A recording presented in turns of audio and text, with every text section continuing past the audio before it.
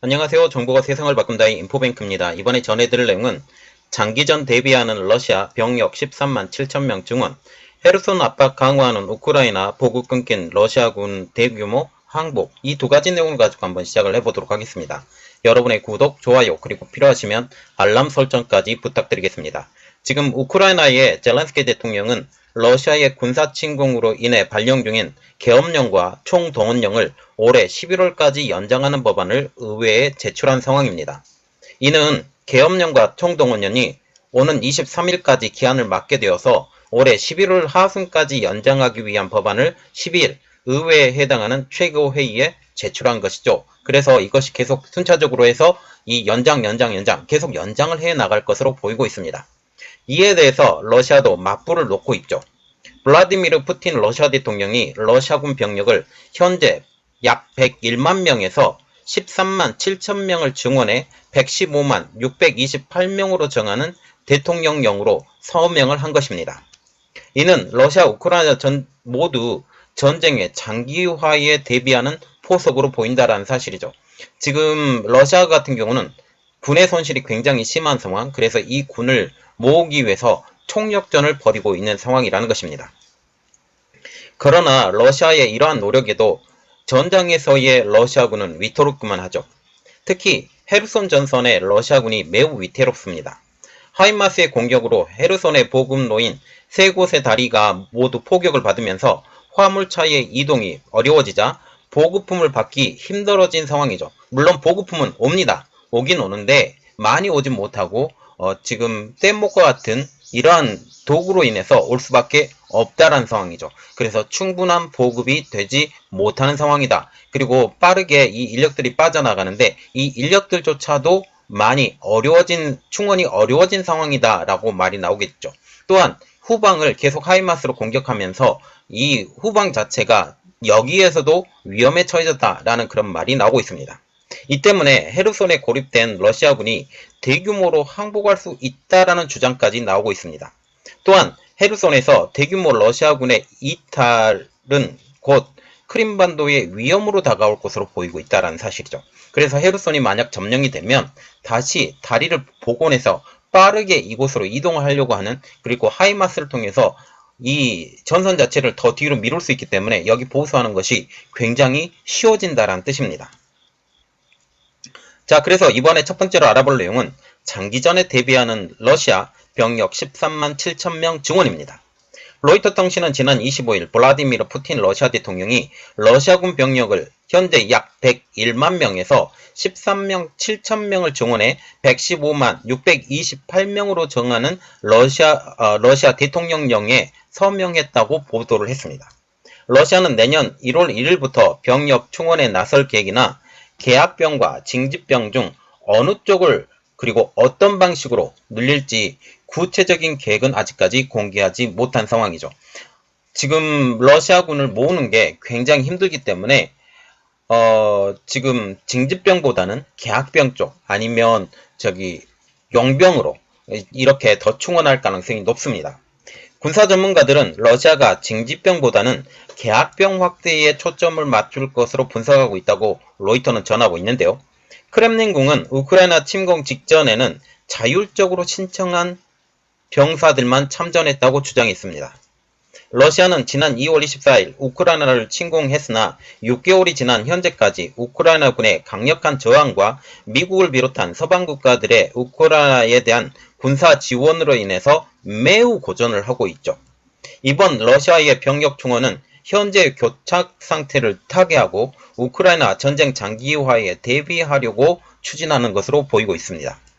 러시아는 우크라이나전 참전 군인 숫자를 늘리려고 계약병을 대상으로 참전을 독려하고 용병을 모집하고 있으며, 또한 지금 교도소에서 사면을 미끼로 재소자들의 참전을 유도하고 있다고 로이터 통신은 전하고 있죠.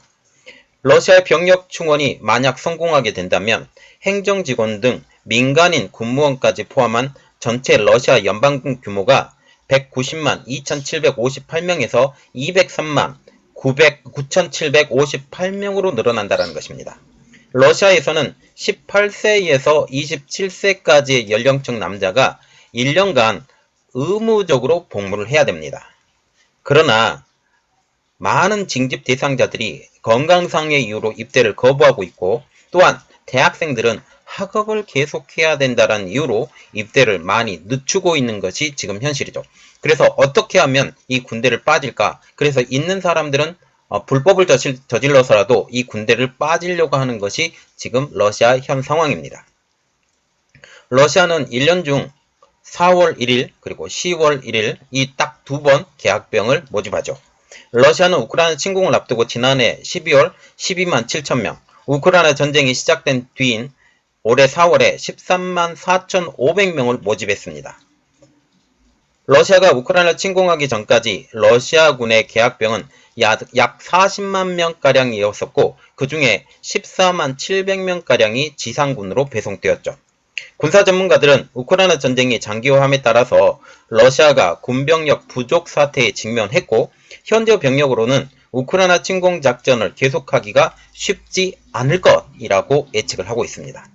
로이터는 러시아가 부족한 병력을 충원하려고 대규모 징집에 나서면 국민적 불안이 커져 러시아 정정이 불안해질 수 있다라고 지적을 했지만, 그들은 이러한 위험을 감수하고 징집을 한다라는 사실이죠.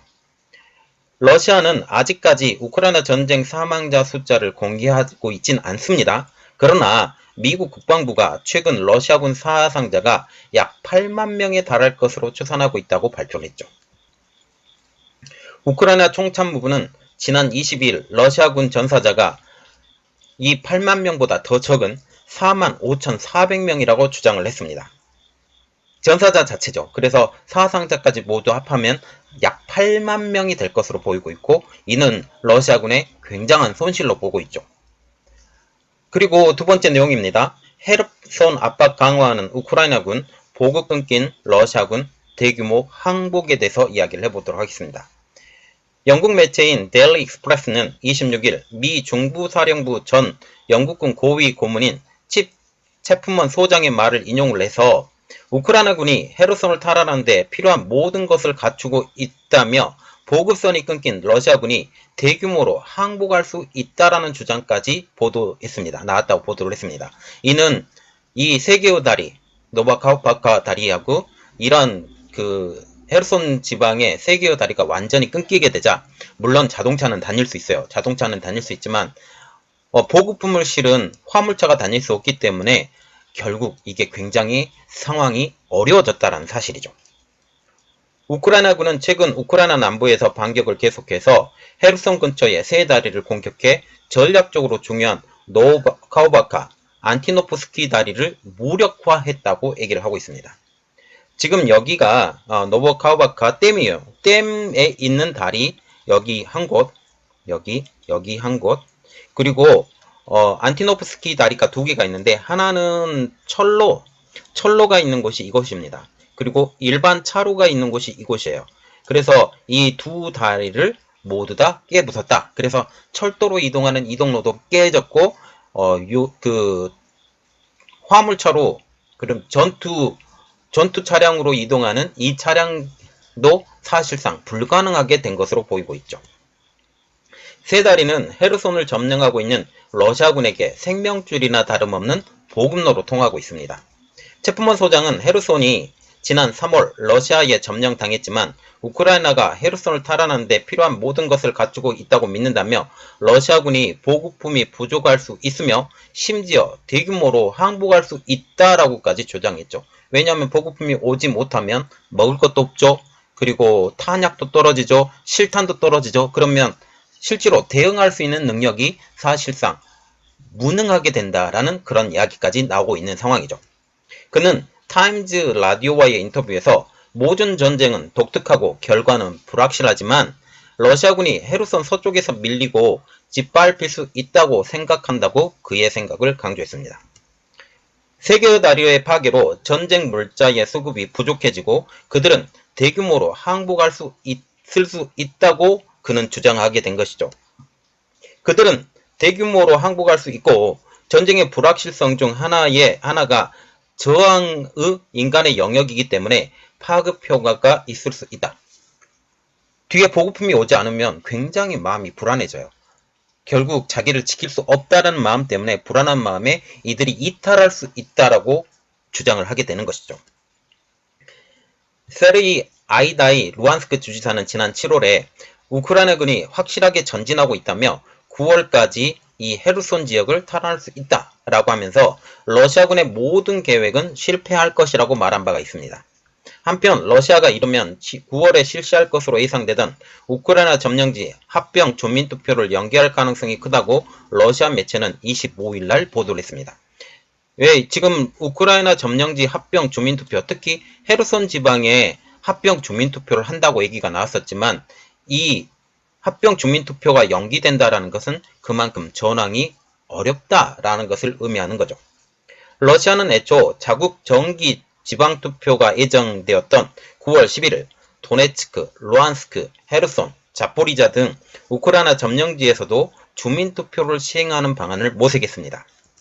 그러나 러시아가 당명 목표로 정한 도네츠크를 비롯한 헤르손과 자포리자도 상당 부분 여전히 점령하지 못한다는 점을 고려해서 좀 더 시간을 갖기로 한 것으로 보인다고 소식통은 전하고 있습니다.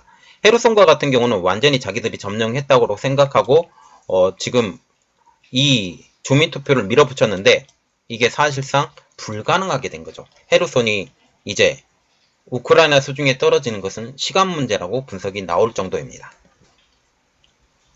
우크라이나 서방은 러시아의 주민투표 계획이 불법이고 조작 가능성이 크다라고 하면서 반대 의견을 내보냈습니다. 블라디미르 젤렌스키 우크라이나 대통령도 최근 러시아가 가짜 주민투표를 강행할 경우 모든 기회가 차단될 것이라고 말했습니다. 자, 지금 보시면 두 가지 내용인데 이게 다 한 가지 내용이에요. 지금 러시아의 우크라이나 침공은 사실상 실패로 돌아갔다. 이 실패로 돌아갔고 우크라이나는 어떻게 해서든 여기에서 행복한 마무리를 하고 싶어 하는데 지금 점령한 지역이라도 좀 안정화시키고 싶어 하는데 이게 밀리고 있다. 밀리고 있기 때문에 군인을 더 증강시킨다. 증강시킴에도 불구하고 지금 헤르손 지방 특히 드네프르강을 중심으로 해서 세 개의 다리 안티노프스키 그리고 노바카오바카 이 다리들이 깨지기 시작하면서 이제 크림반도도 위험해진다. 왜냐하면 크림반도로 이어지는 여기 만약 점령되게 되면 크림반도로 이어지게 되는 물길 자체가 끊어질 수 있다. 이렇게 되면 크림반도의 상황은 더 어려워진다. 이런 것까지 우리가 볼 수가 있다라는 거죠. 이런 상황에 이제 이 상황이 어떻게 진행되는지 같이 지켜보도록 하겠습니다. 이번 내용은 여기까지 하겠고요. 저의 내용이 여러분들에게 도움이 됐다고 생각을 하시면 구독과 좋아요 그리고 필요하시면 알람 설정까지 부탁드리겠습니다. 감사합니다.